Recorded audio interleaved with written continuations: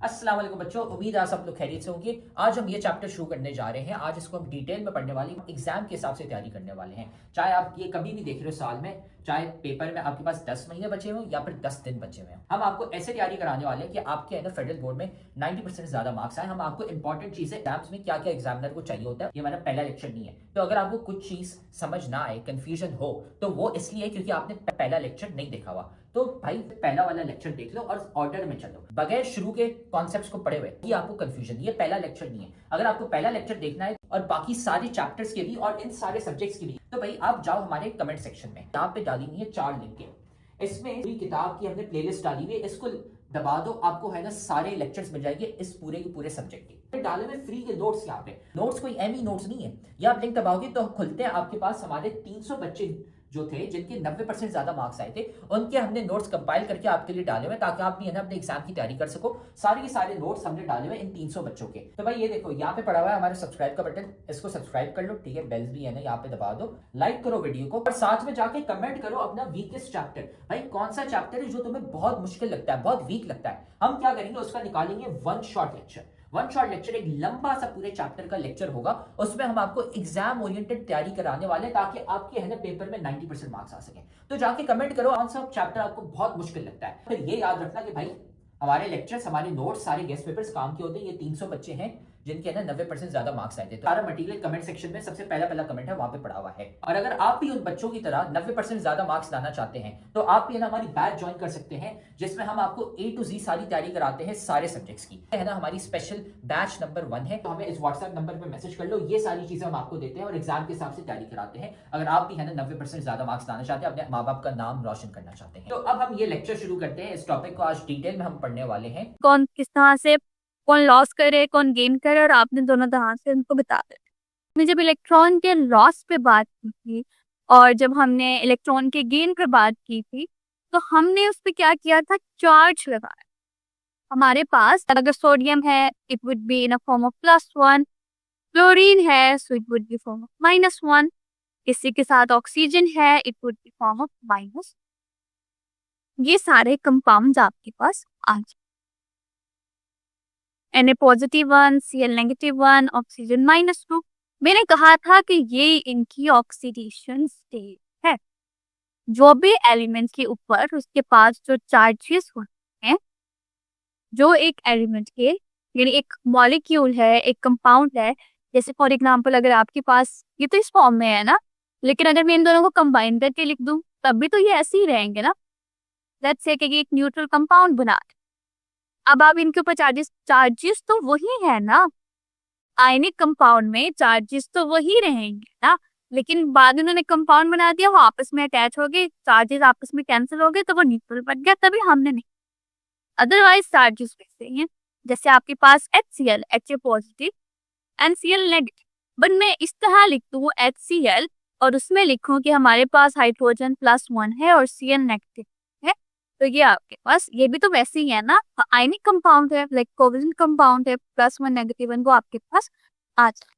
तो एक मॉलिक्यूल के अंदर जो एटम्स, एक जैसे कि ये आपका एक मॉलिक्यूल है और जैसे ही आपका एक मॉलिक्यूल है, एक मॉलिक्यूल के अंदर जो आपके पास एटम्स प्रेजेंट है, एक मॉलिक्यूल के अंदर एटम्स पे जो चार्ज प्रेजेंट है, हम कहते हैं कि वो ऑक्सीडेशन स्टेट है। द ऑक्सीडेशन स्टेट और द ऑक्सीडेशन नंबर दोनों एक ही बात है। ऑक्सीडेशन स्टेट और the oxidation number is defined as the number of charge, number of charge, चाहे वो पॉजिटिव चार्ज है चाहे वो negative charge. The number of charges an atom will be in a molecule of a compound, कि एक compound और molecule के, एक कंपाउंड है या मॉलिक्यूल है, उसके एटम्स के ऊपर क्या चार्ज है वो हमारे पास ऑक्सीडेशन स्टेट के नाम है। The elements show an increase in oxidation number are oxidized. The elements that show a decrease in oxidation number are called reduced. Do you think HCl is oxidized and Cl is reduced? Let we have a comparison take. Oxidation means gain of electron, loss of hydrogen, loss of electron, and increase in oxidation. Now, reduction means the loss of oxygen, gain of hydrogen, gain of electron, and decrease in the oxidation. Oxidation and reduction. अब oxidation state के बारे में तो आपको पता लग, एक atom है, मॉलिक्यूल है, उसके ऊपर जो चार्ज है वो ऑक्सीडेशन स्टेट, लेकिन उस चार्ज पे ऑक्सीडेशन स्टेट पे हमारे पास कुछ रूल्स हैं। उन रूल्स के तहत हम एटम्स के ऊपर उन एटम्स के ऊपर क्या करते हैं, ऑक्सीडेशन स्टेट उनकी असाइन कर रहे हैं जब मॉलिक्यूलर स्टेट। अब पहले हम रूल्स पढ़ लेते हैं। पहला rule, the rule number 1, the oxidation state of any uncombined atom. The oxidation state of any uncombined atom, कि आपके पास ऑक्सीडेशन स्टेट है कोई भी uncombined atom. Uncombined atom means कि वो किसी के साथ कंबाइंड नहीं है, और द फ्री एलिमेंट्स, या आपके पास कोई फ्री एलिमेंट्स है, वो हमेशा 0 होगी। जैसे आपके पास सोडियम है, यानी मैं आपको ये रिएक्शन देती हूँ, Na plus Cl gives us NaCl। अब मुझे बताएं कि ऑक्सीजन स्टेट, ये इसके तो बाद में हम देखेंगे ना कि जब वो मॉलिक्यूल में, अभी हम बात कर रहे हैं कि जब वो अनकम्बाइंड फॉर्म में है, ये फ्री एलिमेंट है, ये किसी के साथ भी कंबाइंड नहीं है।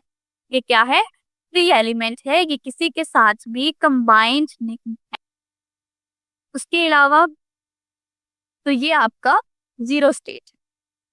क्लोरीन है, ये किसी के साथ कंबाइंड नहीं है, ये भी 0 स्टेट। हर वो चीज जो किसी के साथ कंबाइंड नहीं है, वो फ्री प्रेजेंट है, तो हम कहेंगे कि वो 0 स्टेट है।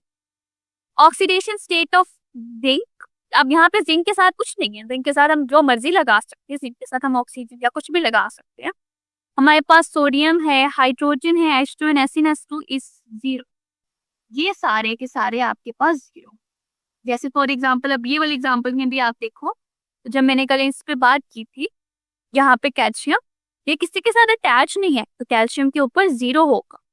इधर भी कैल्शियम के ऊपर 0 ऑक्सीडेशन स्टेट, क्योंकि ये किसी के साथ अटैच या कंबाइंड नहीं है। तो हर वो चीज जो किसी दूसरे एलिमेंट के साथ अटैच या कंबाइंड नहीं होगी, तो हम कहेंगे कि वो ऑक्सीडेशन स्टेट की 0। हाँ, वो अपने आप के साथ हो सकती है, तब भी उसकी 0 हो, क्योंकि मॉलिक्यूलर फॉर्म है ना, O2, Cl2, S2, S4, N2, ये जो सारे मॉलिक्यूल्स है, इन सब की 0 है ऑक्सीडेशन। मैंने कहा कि वो किसी दूसरे के साथ कंबाइन नहीं होंगी, लेकिन वो अपने साथ हो सकते हैं, और तब भी उनकी 0 है। जब वो किसी और के साथ कंबाइन नहीं होंगे, तब भी उनकी 0 है। लेकिन अगर वो दो एक जैसे एटम की, यानी O2 बन रहा है, Cl2 बन रहा है, N2 बनता है, S4 बनता है, ये जो भी सारी चीजें बन रही हैं, इन सब की भी 0 ऑक्सीडेशन स्टेट। फिर जहां पर भी आपको नजर आ जाए, चाहे एक रिएक्शन के अंदर नजर आ जाए, जैसे हमारे से वो रिएक्शन नजर आ जाए, वो उनकी ऑक्सीडेशन स्टेट 0 ही रहती है। लेकिन जब हम आयंस की बात करते हैं, Na पॉजिटिव है, Cl2 पॉजिटिव है, Cl नेगेटिव है, Na पॉजिटिव, तो जब हम आयंस की बात करते हैं और आयन के ऊपर चार्ज होते हैं, पॉजिटिव चार्ज होगा, नेगेटिव चार्ज होगा, तो हम उसी को ही ऑक्सीडेशन स्टेट कहते हैं। कि अगर आपके पास कोई आयन है और उसके ऊपर चार्ज है, जैसे कि के ऊपर सब आयंस के ऊपर चार्ज होते हैं, ये पहला रूल हो गया। ये सेकंड रूल क्या कहता है कि आपके पास जो आयंस हैं, आयंस तो प्रेजेंट होते हैं, Mg2 पॉजिटिव, जैसे कि Zn2 पॉजिटिव, Na पॉजिटिव 1, अब नेगेटिव एग्जांपल देख लेते हैं, O नेगेटिव 2, Cl नेगेटिव 1, ये सारे के सारे आयंस हैं, और इन आयंस के ऊपर अपना पॉजिटिव और नेगेटिव चार्ज है, उस हिसाब से कि ये गेन करें या लॉस करें। हम इन्हीं चार्जेस को ही ऑक्सीडेशन स्टेट, कि अगर कोई आयन प्रेजेंट है और उस आयन के ऊपर चार्ज है, अगर कोई आयन प्रेजेंट है और उस आयन के ऊपर चार्ज है, तो वो चार्ज ही उसकी ऑक्सीडेशन स्टेट, वो चार्ज ही उसकी ऑक्सीडेशन स्टेट है। जैसे फॉर एग्जाम्पल एक यहाँ पे एक रिएक्शन हमने कल पढ़ा था कैल्शियम का, जिसमें कैल्शियम क्या करते हैं, इलेक्ट्रॉन को लॉस, यानी कैल्शियम था, फिर उसने कैल्शियम पॉजिटिव 2 और 2 इलेक्ट्रॉन्स उसने लॉस किए। आप यहाँ पर आपका पहला रूल अप्लाई हो कि ये एन कंबाइंड है, किसी और के साथ अटैच है, तो ये आपके पास 0 आए। यहाँ पर आपका दूसरा रूल अप्लाई, ये आयन है, इस आयन के ऊपर चार्ज है, इस आयन की ऑक्सीडेशन स्टेट यही है, जो उसके ऊपर चार्ज ऑलरेडी है वही उसकी ऑक्सीडेशन स्टेट है। आपको और पंगे नहीं लेने, आपको और कुछ नहीं करना, एक आयन के ऊपर चार्ज है, वो चार्ज है उसकी ऑक्सीडेशन स्टेट। ठीक है,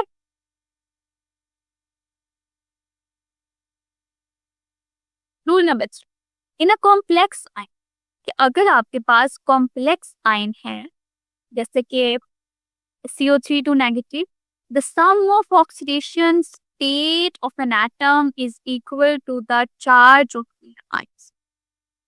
Sum of oxidation state of an atom is equal to the charge of. अच्छा, ये बात करने से पहले एक और बात पहले, पर भी अगर न्यूट्रल कंपाउंड है कोई भी, अगर आपके पास एक न्यूट्रल कंपाउंड है,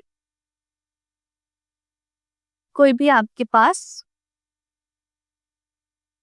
न्यूट्रल कंपाउंड है, तो उसमें जितनी भी ऑक्सीडेशन स्टेट्स होंगी उनकी, जैसे फॉर एग्जांपल अगर मैं NaCl की बात, ये कंपाउंड है, इसकी ऑक्सीडेशन स्टेट हम लिखें तो Na की पॉजिटिव 1 है, Cl की नेगेटिव। न्यूट्रल कंपाउंड की जो ऑक्सीडेशन स्टेट्स का अगर हम सम लेंगे तो वो 0 ही रहेगा और 0 ही आना है, क्योंकि वो न्यूट्रल कंपाउंड, वो उनकी जितनी भी ऑक्सीडेशन स्टेट सामने आ रही है, अगर हम उनको प्लस करेंगे तो वो 0 होगा। जैसे कि H2S, अब हाइड्रोजन की ऑक्सीडेशन स्टेट कितनी है, +1, लेकिन हाइड्रोजन कितनी प्रेजेंट है, 2, और सल्फर की कितनी है, -2, तो +2 and -2 इक्वल्स टू 0 हो जाए। ये बात हम कर रहे हैं न्यूट्रल कंपाउंड, जो आपके चार्जेस, जिनके ऊपर चार्जेस प्रेजेंट नहीं हो। Let me give you more examples of neutral compound.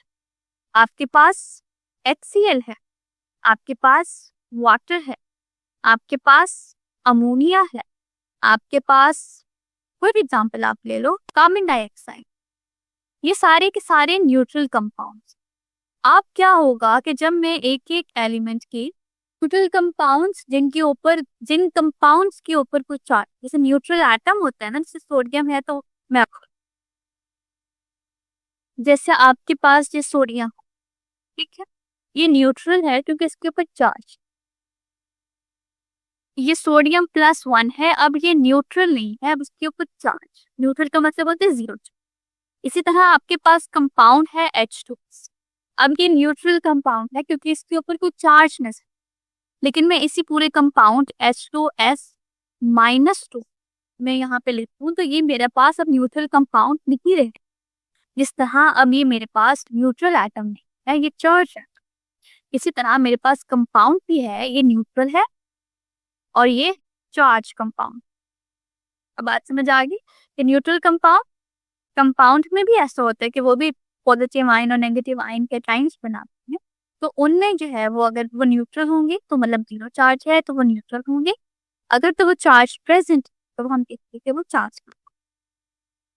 एक न्यूट्रल कंपाउंड है, न्यूट्रल में ऑफ कोर्स न्यूट्रल कंपाउंड्स तो न्यूट्रल है, लेकिन वो बना तो चार्जेस से मिलता है, पॉजिटिव और नेगेटिव चार्ज, लेकिन वो पॉजिटिव और नेगेटिव चार्ज बराबर होने चाहिए। अगर कोई आपको कहे कि HCl का ऑक्सीडेशन नंबर बताएं, सबसे पहले तो ये न्यूट्रल कंपाउंड है, इसका ऑक्सीडेशन नंबर 0 होगा। आप तमाम एटम्स के भी प्लस कर लोगे, अपने एंड पे रिजल्ट आपको 0 आना। कैसे? मैं हाइड्रोजन का निकालती हूँ +1, क्लोरीन का नेगेटिव, +1 -1 0 हो गया। हम वाटर पे बात कर लेते हैं, ऑक्सीजन का -2, हाइड्रोजन का हाइड्रोजन 2 है लेकिन उसका 1, सो +2 and -2 एट द एंड 0 हो जाएगा। यहाँ पे अगर आप नाइट्रोजन का देखें तो नाइट्रोजन माइनस, हाइड्रोजन यहाँ पे 3 है और लेकिन हाइड्रोजन का प्लस, तो ये +3 हो गया हाइड्रोजन का और -3 हो गया नाइट्रोजन का। तो ये आपके पास कंपाउंड्स आ गए। इसी तरह कार्बन डाइऑक्साइड पे बात कर लेते हैं। 2 कार्बन डाइऑक्साइड है, लाइक आपके पास फिर कार्बन डाइऑक्साइड नहीं आएगा, कि न्यूट्रल कंपाउंड, कोवलेंट कंपाउंड। कोई भी न्यूट्रल कंपाउंड आप ले लिए, जब आप कोई भी न्यूट्रल कंपाउंड लेंगे तो उनमें जो पॉजिटिव और नेगेटिव चार्ज होते हैं, यानी पॉजिटिव और नेगेटिव चार्ज है या आप एटम कह लें, उनकी तादाद इक्वल आनी चाहिए आइन। जैसे फॉर एग्जांपल H2S-, ये पूरा कंपाउंड है और ये लाइन आपने एस के ऊपर नहीं कंसीडर करना, ये पूरे कंपाउंड के ऊपर आई। वही तो मैं आपको बताने लगी हूँ कि सारे कंपाउंड्स न्यूट्रल नहीं होते हैं। जैसे कि ये कंपाउंड है, जैसे NH4 पॉजिटिव है, एक नेगेटिव ले लिया, पॉजिटिव। अब आपने ये नहीं समझना और ये गलती नहीं करनी है जो -2 है ये सिर्फ सल्फर पे है, ये +1 है वो नहीं, ये कंपाउंड के ऊपर। अब फॉर एग्जाम्पल अगर मैं इसको दे दूं और मैं आपको कहूं कि अगर तो उसके ऊपर चार्ज है, आपको कैसे पता लगेगा कि वो न्यूट्रल है या नहीं? क्योंकि उसके ऊपर चार्ज नहीं होगा। आपको समझ नहीं आ रही? लाइक मैं आपका H2S, इसके ऊपर कोई चार्ज है नहीं, मतलब ये न्यूट्रल। ये जो मैंने पर्पल में लिखा है इसके ऊपर कोई चार्ज नहीं है, मतलब ये न्यूट्रल कंपाउंड है। इसी के साथ का जो ऊपर कंपाउंड है उसे मैंने -2 ऊपर लिखा है, तो इसका मतलब ये न्यूट्रल कंपाउंड नहीं है, कि आयनिक कंपाउंड है जिसके आयंस, ठीक है। आपको चार्ज से पता लग जाएगा। अगर उसके ऊपर पॉजिटिव, जैसे कि अब फॉर एग्जांपल NH3 है, मैंने इसके ऊपर कोई चार्ज बनाया और मैंने कहा कि ये +1 है, -1 है, नहीं, तो ये न्यूट्रल है। और जब मैंने अमोनिया NH4 पॉजिटिव बनाया तो मुझे पता लग गया कि भाई ये तो इसके ऊपर तो पॉजिटिव चार्ज है और ये तो भाई अब आयन न्यूट्रल कंपाउंड तो नहीं है, ये तो इसके ऊपर तो आयन है, चार्ज है। बात समझ आ गई? H2S, ठीक है। अब आपके पास ये H2S है, और सॉरी H2S नेगेटिव। एक कंपाउंड है जो कि अब आयोनिक नहीं है, एक कंपाउंड है जो कि अब आयोनिक न्यूट्रल नहीं है, उसमें आयन।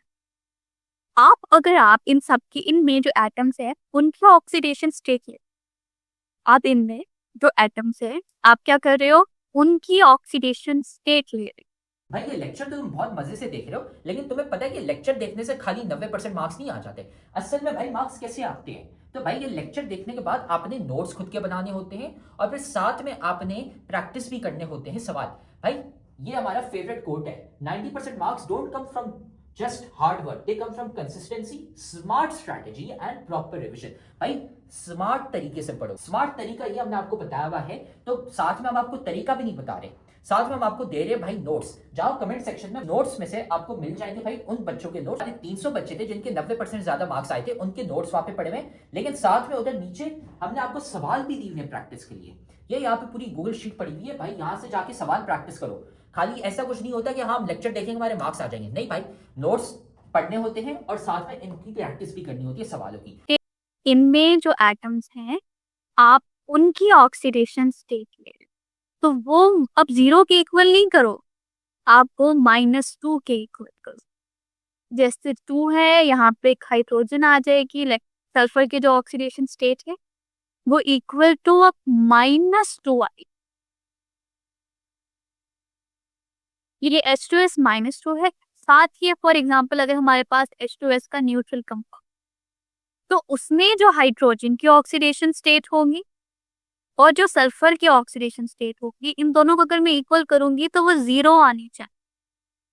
इन दोनों को अगर मैं इक्वल करूंगी तो वो 0 आनी चाहिए। क्यों? क्योंकि ये न्यूट्रल कंपाउंड, जबकि जो ऊपर वाला कंपाउंड है मेरे पास एटम्स हैं, अगर मैं एटम्स के ऑक्सीडेशन स्टेट्स को प्लस करूंगी तो वो मेरे पास -2 आनी चाहिए, जो उसका आयन या उसके ऊपर चार्ज है। अब आप यहाँ पे देखो, point number 3, in a complex ion, the sum of the oxidation state of an atom is equal to the charge on their atom. कि अगर आपके पास कोई कॉम्प्लेक्स आयन है, एक ऐसा आयन जो कि 2-3 एलिमेंट्स उसमें प्रेजेंट है, पूरे के पूरे कंपाउंड के ऊपर आयन है, तो उसमें जो ऑक्सीडेशन स्टेट्स का सम होगा वो इक्वल होगा, में जो ऑक्सीडेशन स्टेट्स का सम वो इक्वल होगा चार्ज ऑन आयन चार्ज के। जैसे फॉर एग्जांपल, यहाँ पे फॉर एग्जांपल अब डिस्कस करते हैं कि आपके पास SO3 नेगेटिव है। अब मैंने क्या करना है, इन एटम्स की ऑक्सीडेशन स्टेट निकालनी है। कार्बन की oxidation state of carbon plus 3 oxidation state of oxygen, जितने एटम्स प्रेजेंट है उसे मल्टीप्लाई करके इक्वल टू 0 नहीं आएगा, इक्वल टू -4। लेकिन मैं साथ आपको कार्बन डाइऑक्साइड की बता देती हूँ। तो इसमें अगर oxidation state of carbon plus 2 oxidation state of oxygen is equal to 0, क्योंकि इसके ऊपर कोई भी आइंस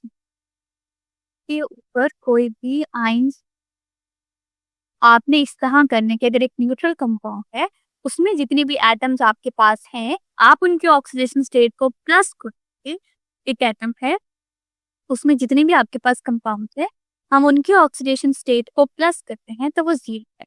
लेकिन अगर एक कॉम्प्लेक्स आयन है तो उसके ऑक्सीडेशन स्टेट को प्लस करेंगे तो वो -2, लाइक -2 मीनिंग सॉरी, जो आयन्स होंगे वो in a complex ion the number of oxidation state of atom in a complex ion, कि आपके पास कॉम्प्लेक्स आयन है उसमें जो ऑक्सीडेशन स्टेट है एटम्स की वो इक्वल टू है चार्ज ऑन द आयन्स, जो उसके ऊपर charge.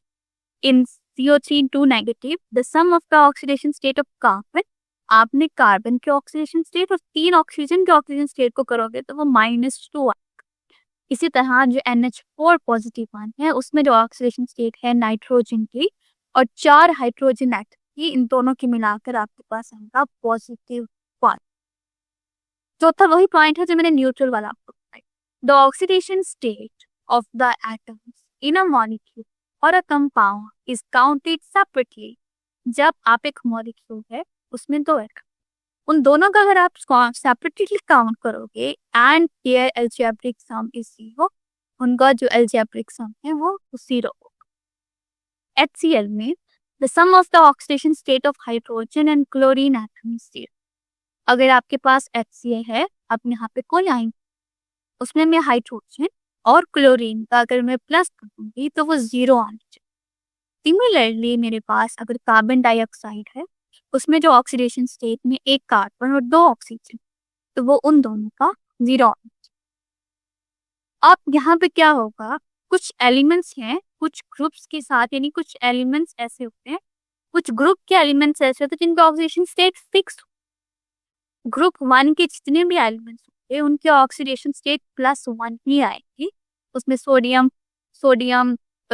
Lithium, sodium, potassium, magnesium, bromium, sorry lithium, sodium, potassium, magnesium, नहीं sorry lithium, sodium, potassium, rubidium, caesium and francium. Group 1 के जितने भी एलिमेंट्स होंगे उनके ऑक्सीडेशन स्टेट +1। ग्रुप 2A के जितने भी ऑक्सीडेशन स्टेट हैं उनके ऑक्सीडेशन स्टेट +2 है। ग्रुप 3 के जितने भी एलिमेंट्स हैं उनके ऑक्सीडेशन स्टेट +3। अगर इसी के साथ अगर आपके पास हाइड्रोजन है तो उसकी +1 है। लेकिन मेटल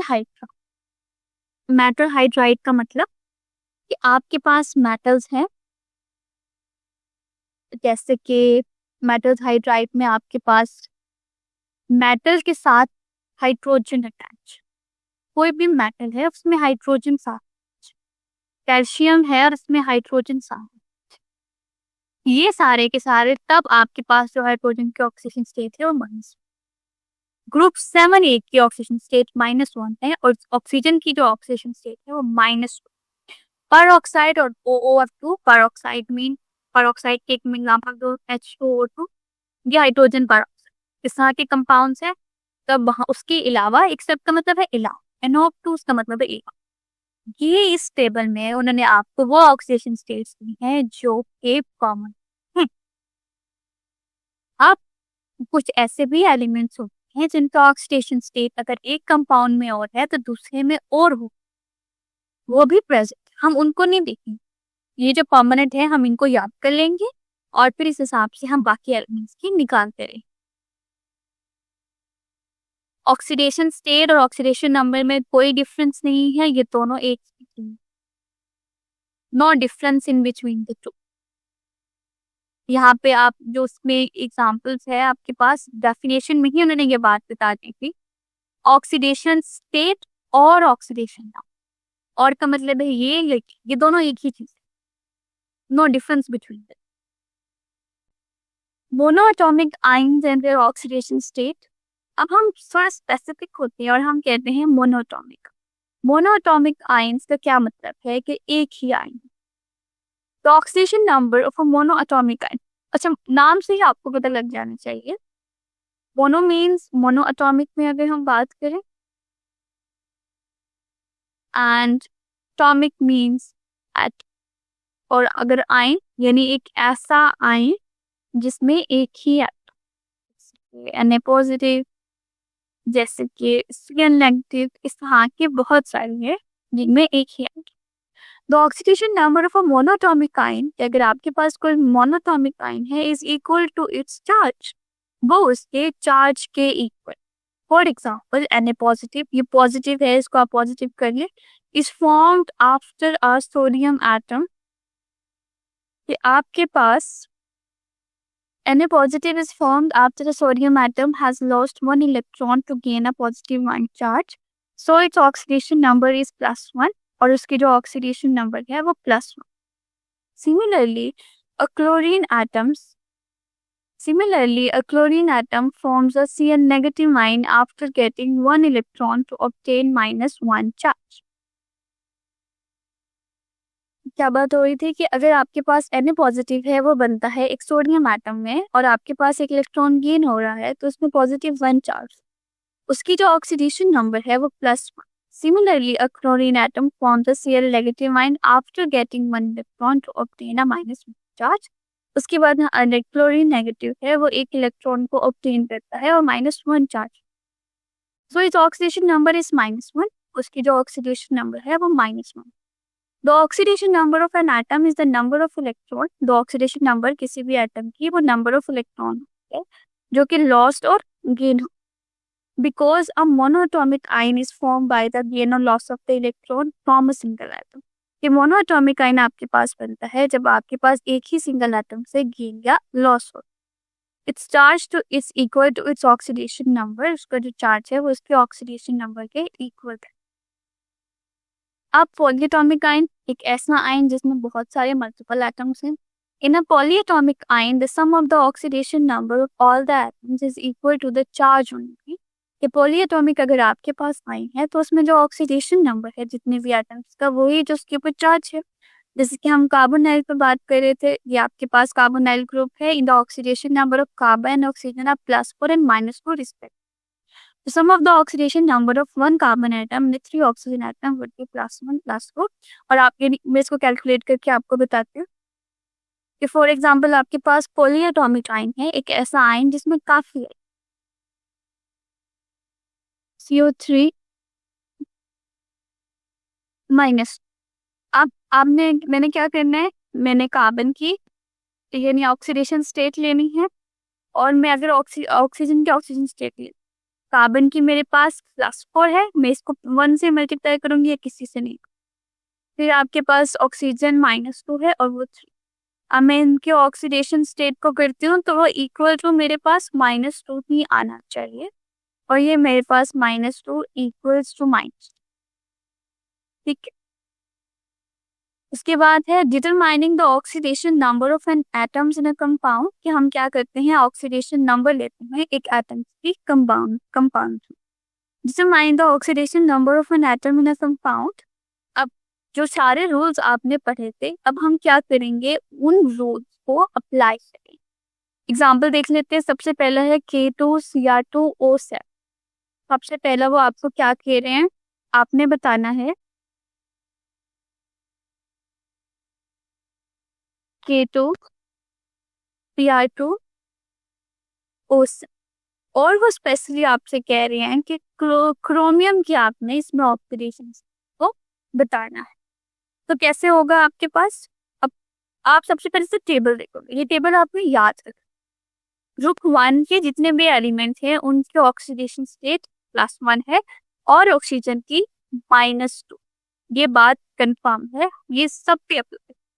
पोटाशियम ग्रुप 1 से बिलोंग करता है, इसकी +1, सो आई हैव +1, और ये 2 पोटाशियम प्रेजेंट है, मैं इसे 2 से मल्टीप्लाई। क्रोमियम की नहीं पता, मैं इसको अज्यूम कर लेती हूँ, लाइक मैं कह दूंगी कि यहाँ पे x है, लेकिन उस x को मैं 2 से मल्टीप्लाई भी करूंगी क्योंकि 2 क्रोमियम।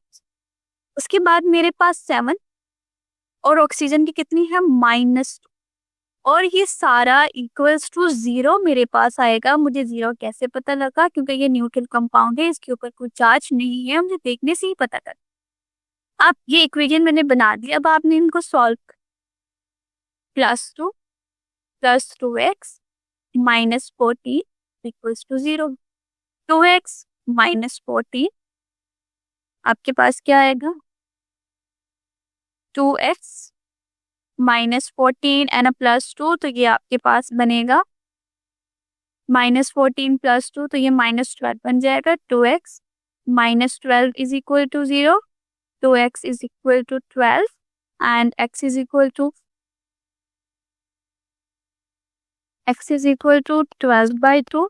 And x = 6। ये आपके पास आंसर। ये पहले एग्जांपल हमने आपको दे दिया। अच्छा, दूसरे एग्जांपल में बोरिक एसिड पे बात कर रहे हैं। H3BO3 is used in I wash. ये जो आपके पास ड्रॉप्स होती है और आई वॉश होती है, इनमें आपके पास बोरिक एसिड आ H3BO3, ठीक है। इसमें वो कह रहे हैं कि मुझे बोरोन की बताएं। आपने इसमें ऑक्सीडेशन स्टेट बनानी है बोर। पहले तो आपने इक्वेशन लिख ली। 3 हाइड्रोजन की फिक्स है +1, मैं बोरोन की जगह पे x लिख देती हूँ, कोई भी डिजिट आप लिख।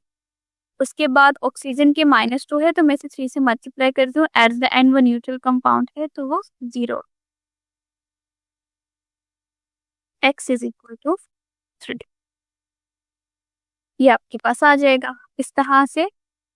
और हाँ, आपने साइन जरूर लिखनी। ऑफ कोर्स कि अगर आप कोई साइन ना लिखो तो आपको पता लग जाता है कि ये +3 है या -3, बट यहाँ पे साइंस लगाना बहुत जरूरी है। आपने बताना है प्लस नेगेटिव, अगर प्लस है तो आप प्लस लगाओगे, और अगर नेगेटिव है तो आप नेगेटिव लगाओ। उसके बाद नेक्स्ट क्वेश्चन आपके पास, अब वो आपसे कार्बोनेट में कार्बन की ऑक्सीडेशन स्टेट पूछ रहे हैं। अब वो आपको आयन से पूछ रहे हैं, CO3 2 नेगेटिव। तो अब मैं अगर कार्बन की और ऑक्सीजन की सारी ऑक्सीडेशन स्टेट को प्लस करूंगी तो वो मेरे पास 0 नहीं बल्कि -2। तो x -3 = 6 = -2, x = -2 + 6, x = 4। तो यहाँ पे x = 4 आ जाए। इसी तरह ये सारी ऑक्सीडेशन स्टेट्स हैं आपकी असेसमेंट की, that can do the practice as well. इसमें आपके पास पहला कौन सा कंपाउंड है, SO4 -2।